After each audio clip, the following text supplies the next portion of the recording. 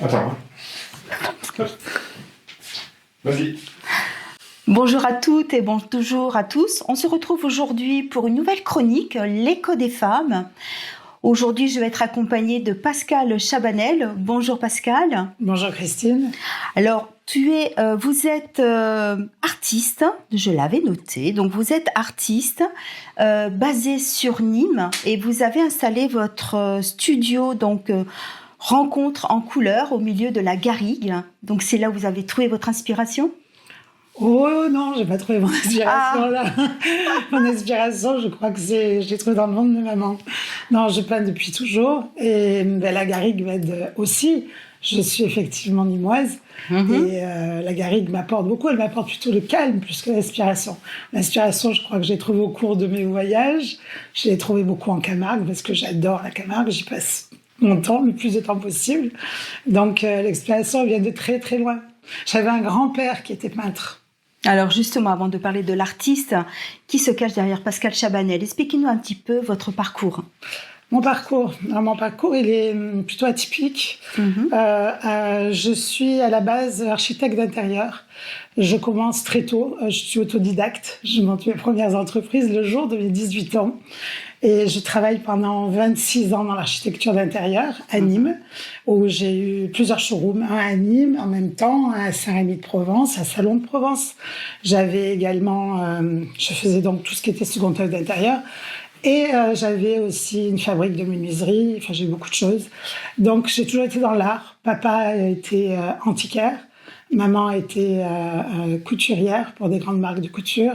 J'ai baigné plus ou moins dans l'art sans même me rendre compte, j'ai baigné dedans. Ça fait partie de mon ADN. Voilà comment j'ai commencé. Et donc peindre, ça a commencé quand ? Quand est-ce que vous êtes lancée à vous dire voilà, je passe le cap, je suis artiste et je m'affirme comme telle ? C'est pas vieux ça. Ça a 2 ans. D'accord. J'ai toujours peint. J'ai fait beaucoup de vernissage depuis que j'ai 20 ans. Mais à la suite d'un problème de santé très important, je décide de sortir de ma zone de contrôle. C'était important pour moi de sortir de ma zone de contrôle et de dire, voilà, on lâche tout et on va chercher le meilleur de soi-même. Comment on peut être heureux sans forcer. Et tant pis si les revenus ne sont plus les mêmes, parce que dans ces moments-là, les revenus ne peuvent plus du tout être les mêmes.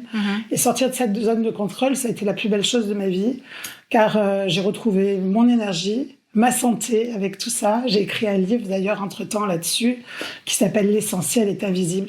Je suis guidée très hautement par des sphères là-haut, on les appellera comme on veut. Ouais. C'est ainsi fait. Mes tableaux, toutes mes toiles vivent là-dessus.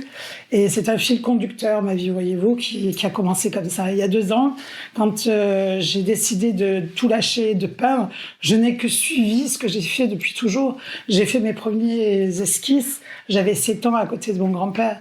Et voilà comment j'ai commencé réellement ma carrière d'artiste peintre, si on peut appeler ça comme ça en 2 ans. Ah oui, bien sûr. Alors, je vois que vous présentez même au-delà de vos œuvres tout un corpus autour de la Galerie des Échos. Il s'agit de quoi exactement ? Alors, ce n'est pas un héritage, c'est une transmission. Petit à petit, sur cette dernière année, c'est pas très vieux, il m'est arrivé des choses comme un cadeau venu du ciel. Des choses très importantes, parce que à l'intérieur, on parle de 7 grosses personnalités. Je les ai appelées mes constellations. Et je connais à peu près toutes les familles ou en personne les gens qui font partie de ces constellations, sauf la première, étant Frédéric Mistral, ça remonte trop loin pour dire que je le connais personnellement, mais une histoire qui lui appartient m'est venue dans mes mains et dans celle de ma famille. Donc en fait, c'est une histoire qui me tient à cœur et qui m'a été offerte au fil des jours, très rapidement, et j'ai tout écrit. J'ai dicté et écrit. Je suis allée à l'intuition. Je savais pas du tout ce que j'allais faire de tout ce qui arrivait à moi.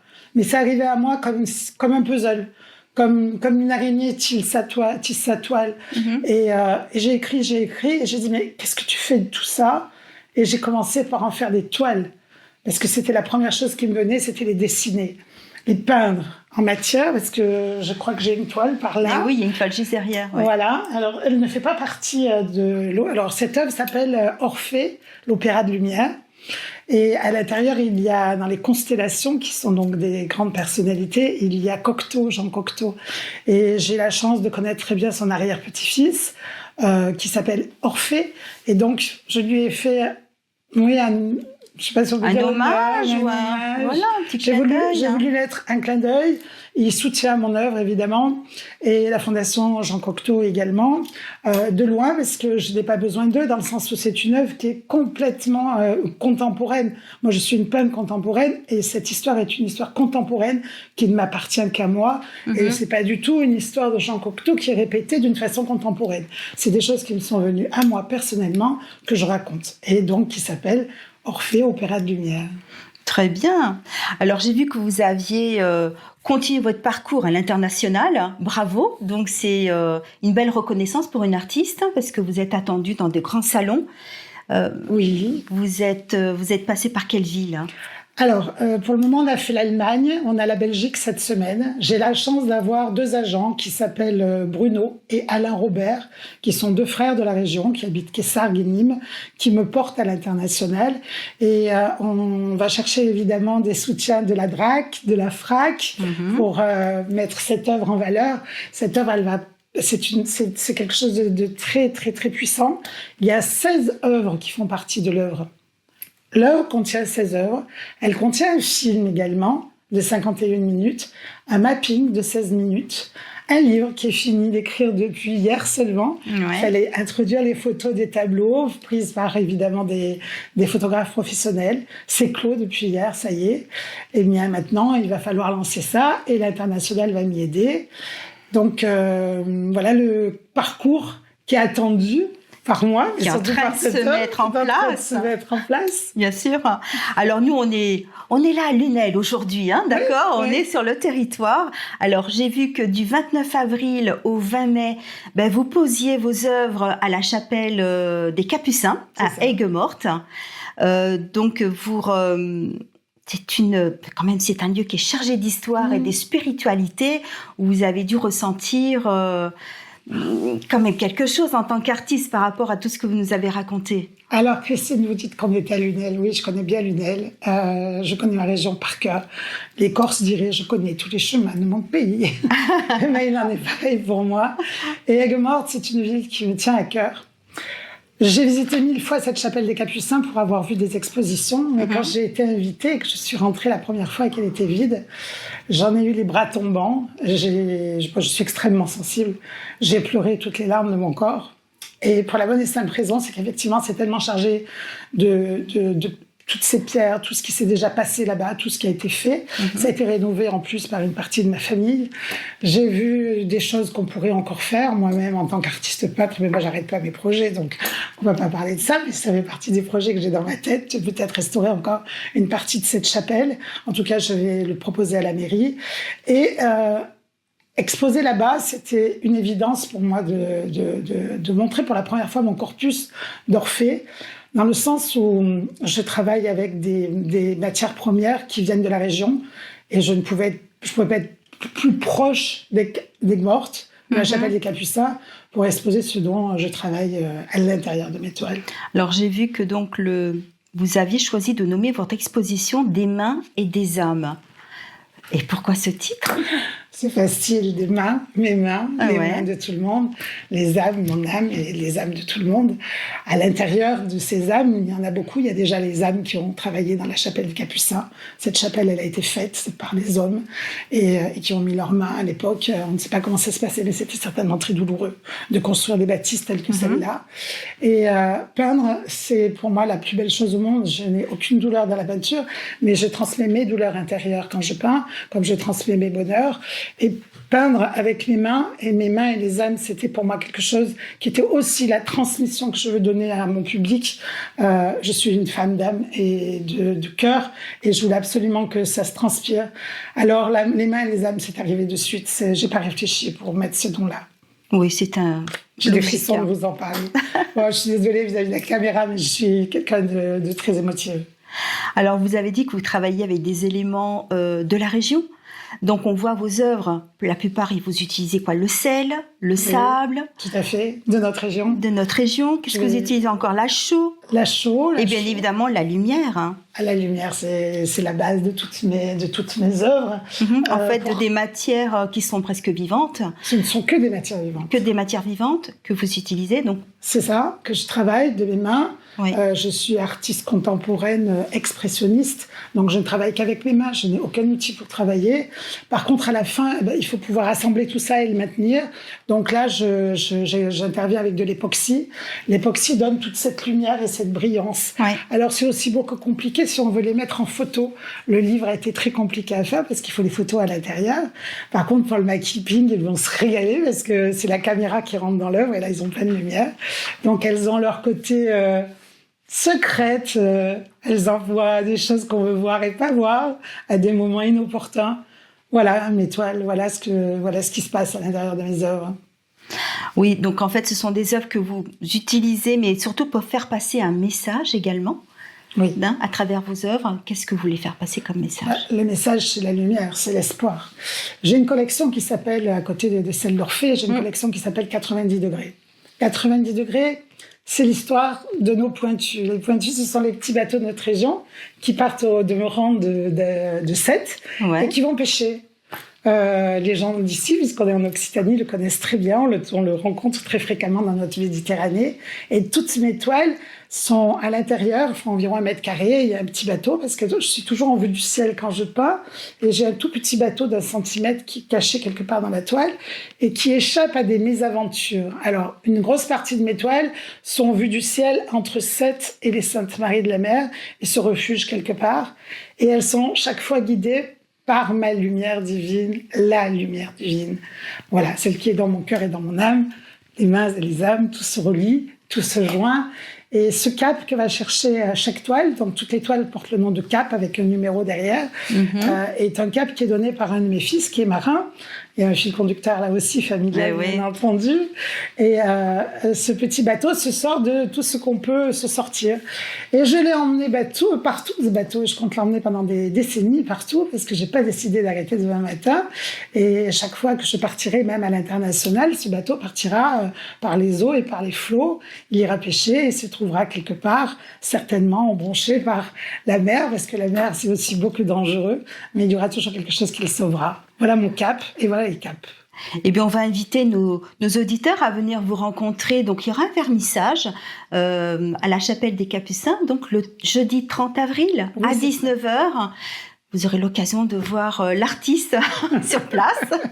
C'est ça, je serai là. Il y aura des surprises, j'imagine, le jour. Il y aura beaucoup de surprises. Et d'ailleurs, j'ai envie de les laisser en suspens. On ne va pas le dire, d'accord. On dit pas. Rendez-vous le 30. C'est ça, rendez-vous le 30 à partir de 18h30 à la Chapelle des Capucins où vous découvrirez en fait l'ensemble de mes collections pour la première fois. Parce qu'il n'y a pas que 2 collections. J'ai beaucoup de collections et des séries également. On sent que là, vraiment, cette étape dans notre région est vraiment un passage, un tournant pour vous propulser. Salé, il me semble. Ça l'est vraiment. C'était important que ça commence ici, parce que toute l'œuvre de Orphée, Opéra de lumière, arrive à Arles. Je vais vous donner un petit secret de cette histoire. Vraiment, la première seconde du film, c'est la main de mon père, qui est toujours vivant, qui a 93 ans, qui touche le Rhône. Ce Rhône descend, arrive en Arles, et Arles devient une Venise imaginaire, et arrive le Pointu, avec des constellations à bord, dont je tairai encore les noms, bien entendu. On les découvrira le 30 avril. On ne va pas le répéter encore une fois. Voilà, aiguemante. Et vous voyez encore le cap, encore mon bateau, encore ce Pointu qui arrive. C'est lui qui arrive avec les constellations. Donc voilà l'histoire. Oui, c'est un grand moment. C'est un grand moment parce que c'est ma région déjà. L'international, c'est beau, c'est bien, c'est pour grandir. Mais ma région, c'est mon cœur, c'est mon âme. Alors, j'avais noté que votre travail avait atteint aujourd'hui une cotation entre 12 000 et 13 000 euros le mètre carré. C'est en vente aux enchères. C'est ça. C'est une sacrée récompense, ça. Ça, c'était inattendu, une récompense hors du temps. On a mis... alors, les agents et moi-même avons mis une première toile qui est partie immédiatement. Dans la semaine, j'ai mis une seconde toile d'une autre collection. Je voulais voir ce que ça donnait. Alors, c'est très dangereux parce que quand on met une toile aux enchères, si la deuxième n'est pas vendue, vous descendez votre cotation. Ça monte, ça descend. Hein. C'est comme la bourse, n'est-ce pas? Ça fructifie. Donc, on est sûr de rien. Donc, je peux vous dire que jusqu'à la dernière seconde, quand on est aux enchères, on ne sait pas ce qui se passe. Et là, on a fait une dernière cotation avec toujours la collection 90 degrés, sachant que la collection Cocteau n'est montrée encore nulle part. J'espère qu'elle sera exposée en frac et en drac, mais elle n'est pas à la vente. C'est quelque chose qui restera dans l'œuvre, dans sa totalité de l'œuvre. Et donc, la toile est partie à Londres, dans un grand prix. Et je suis ravie. Oui, c'est une grosse cotation. En même temps, ça fait peur. Vous vous rendez compte, ce parcours en 2 ans, c'est ça, hein, vous avez commencé il y a 2 ans à peindre, hein, réellement, en tant qu'artiste, installé. Je vous suis là-dessus. Mais j'ai compris, avec papy, depuis l'âge de 7 ans. Oui, hein. Merci, Christine. Mais j'y suis, j'écoute. Merci infiniment. Oui, beaucoup de vernissages entre-temps, évidemment. Au moins 30 vernissages tout au long de ma vie. Mais oui, ce grand virage il y a 2 ans. Je suis subjuguée. C'est énorme. Ah bah oui. Vous savez, on en parle, mais je suis pleine d'humilité par rapport à tout ça. On ne sait même pas pourquoi ça. C'est pas moi qui décide. Je pense que c'est tout un ensemble. C'est pas que la toile, ce n'est pas que le dessin qu'il y a dedans ou l'artiste. C'est pas ça du tout une cotation. Une cotation, c'est tout ce que je suis en train de vous raconter depuis tout à l'heure. C'est un fil parcours, c'est un fil conducteur qui part de ce qu'on peut construire d'une vie entière pour en arriver là. C'est des années de travail, c'est des années de passion, c'est des années de transmission, et c'est l'opéra, c'est tout ce qui va avec qui fait que la cotation a marché.